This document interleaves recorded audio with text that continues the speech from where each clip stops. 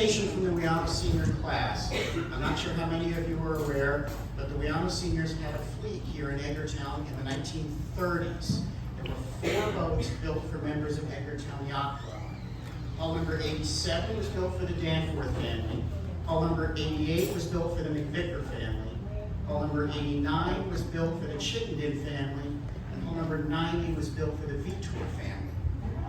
All 4 of those boats now are long gone. The very last one to exist was broken up last year after having spent 30 years as a prop in a miniature golf course in Kansas. Its demolition was caused by a stolen car crashing into the golf course. I was able to rescue a bunch of parts off of this boat, well knowing its history, and managed to locate the original owner's family, the McVicker family, who now live in California.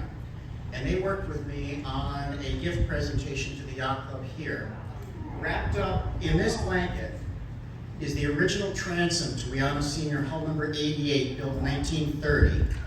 And mounted on it is the original letters sent by the McVicker family, and they are in the original screw holes on the transom. Sent alongside that is a silver half-hull award with a plaque from Edgartown Yacht Club that was given to HAZE, which was the name of the vessel, in 1930 for their inspection award.